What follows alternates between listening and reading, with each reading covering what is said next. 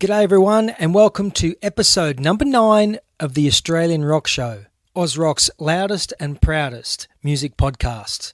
My name is Dennis Gray from the Rockin' and Rollin' Gray Brothers. Today is Friday the 6th of March 2015 when this show is being recorded. Back in 1984, New Zealand/Australian outfit Dragon released their first album in 5 years, Body and the Beat, which was also their first full-length recording since reforming in 1982 after a 3-year split. Yesterday, on the 5th of March, we chatted with bassist Todd Hunter from Dragon, who were about to hit the road celebrating the 30th anniversary of the Body and the Beat album. You know, many of us were raised with tunes from this iconic band, amazing, infectious tunes, which sound just as great today as when they were released. With that thought in mind, let's get in the mood before we talk to Todd and rewind the clock to 8 years before Body and the Beat and kick off this interview with my favourite Dragon song. From the album Sunshine, here is This Time.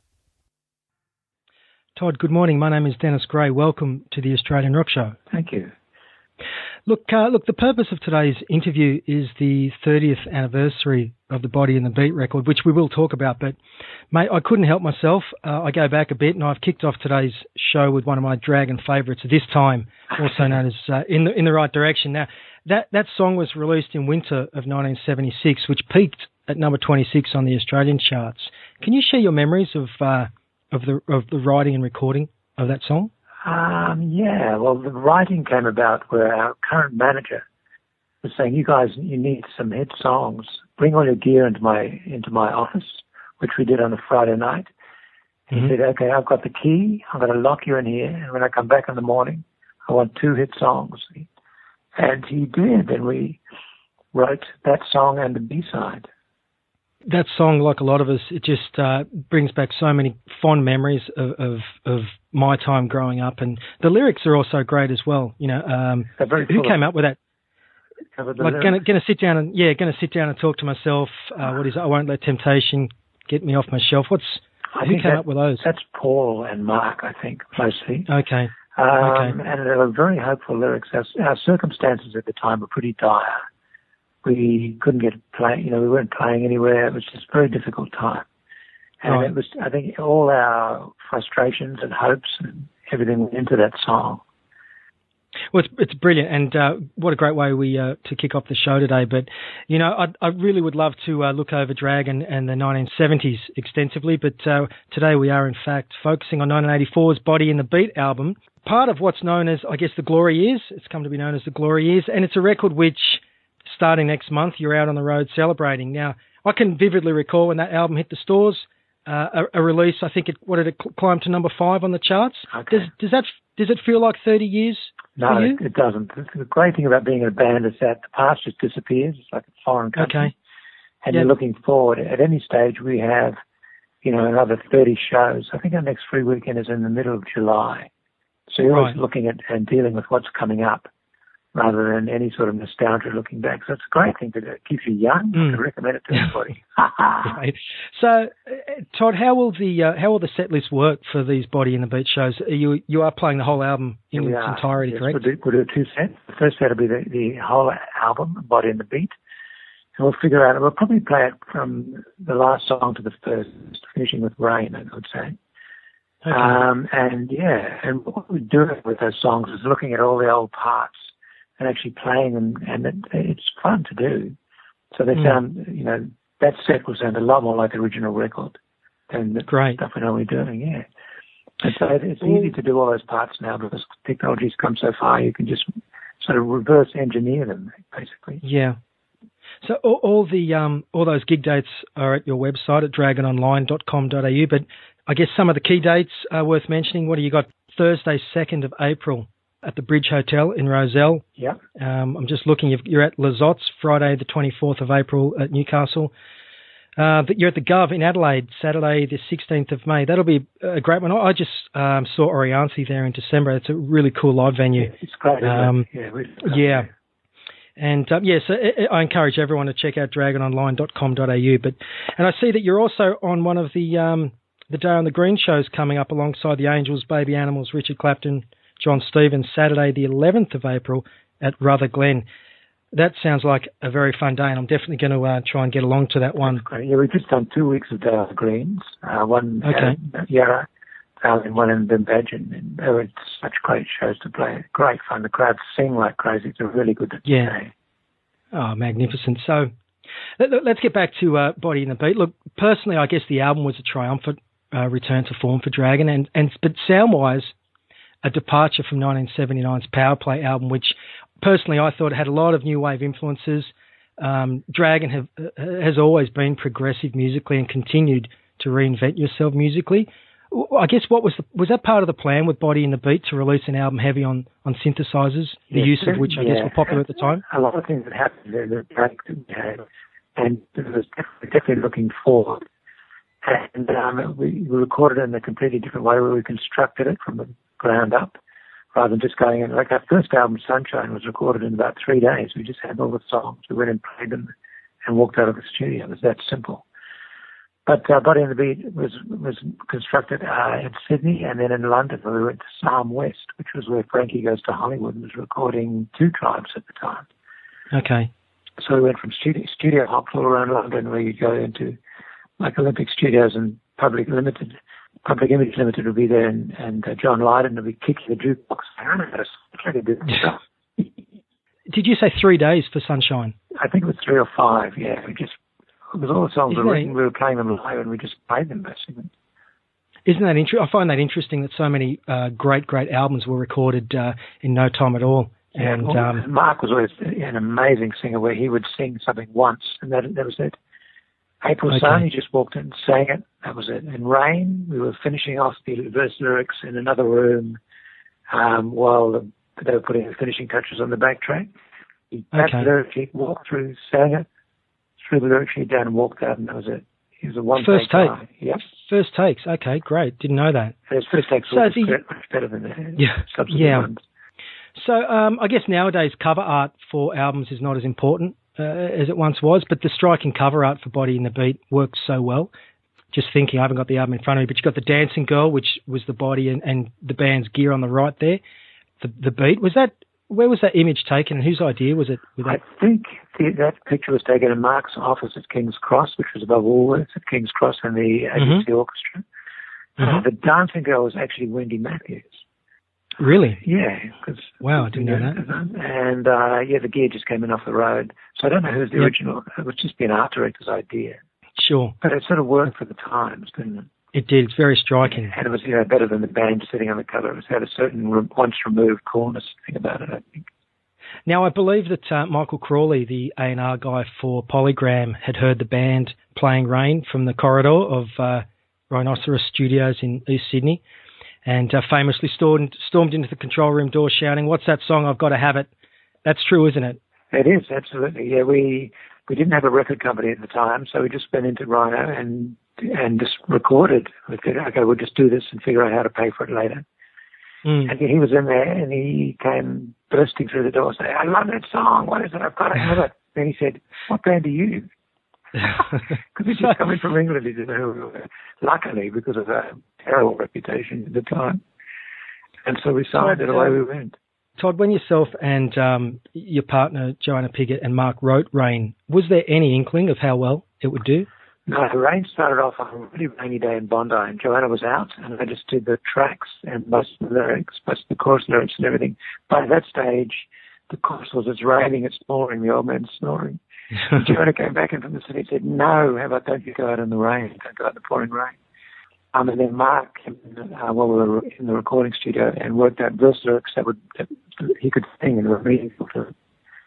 And so it was just a collaboration, but no idea it was going to work like it did.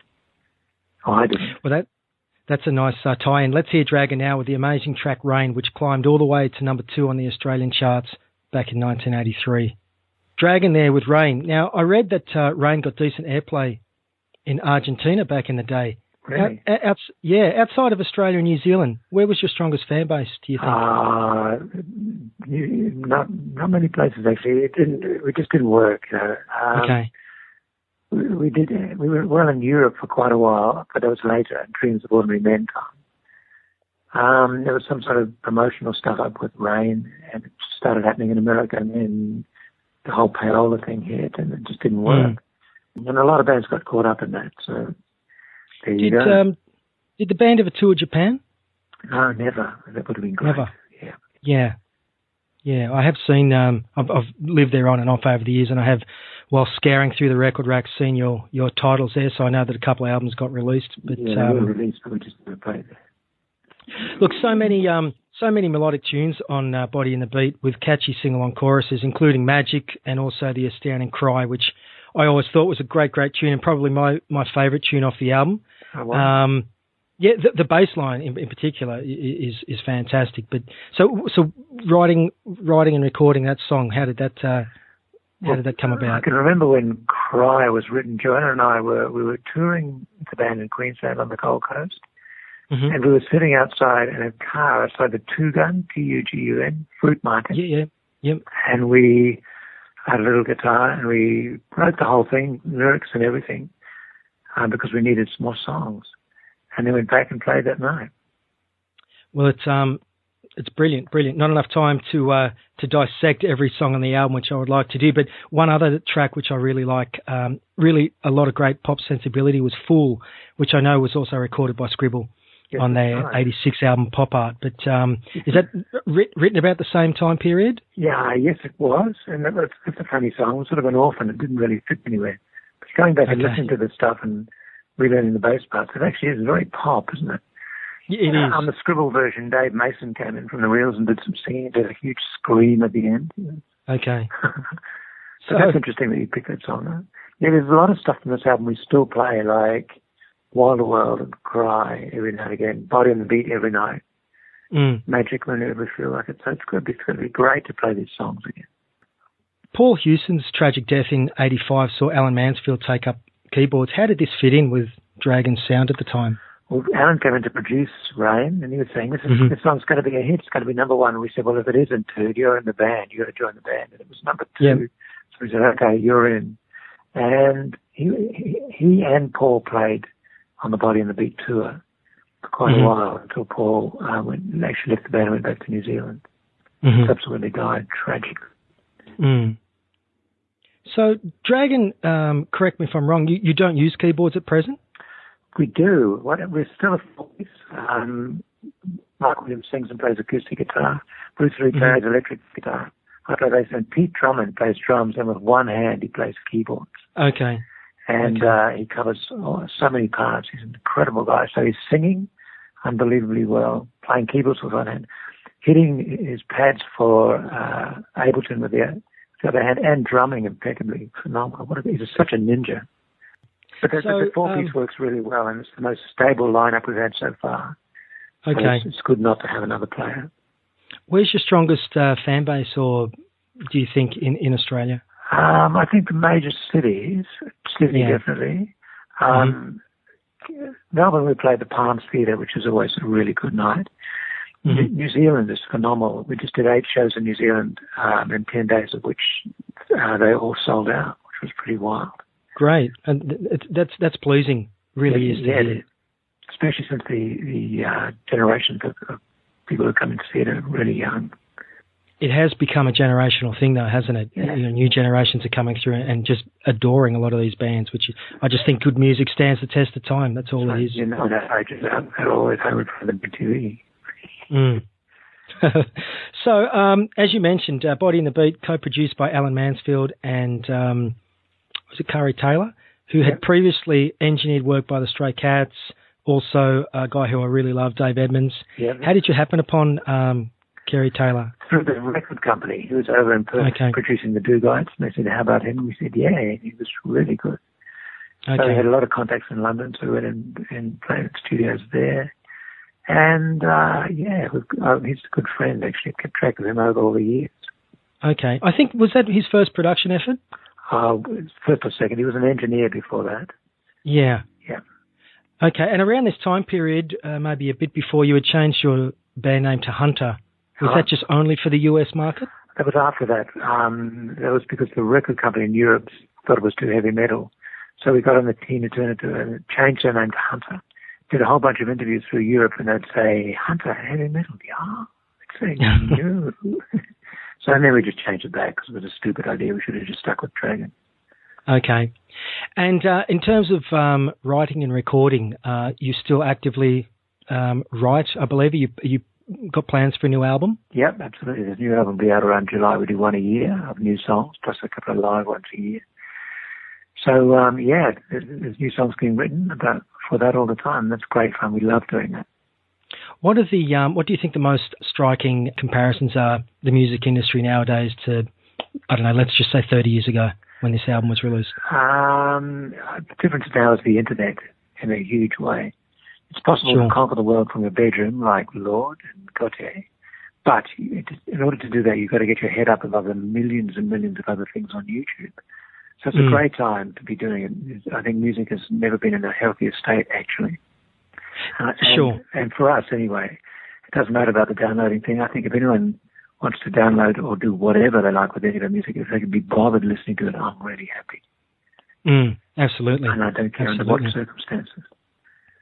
So do you still actively purchase new music? What kind of bands are you listening to nowadays? Mainly Spotify and stuff if I hear it. The last thing I bought was Annie Lennox, a CD from my mum because September and the Rain. Okay.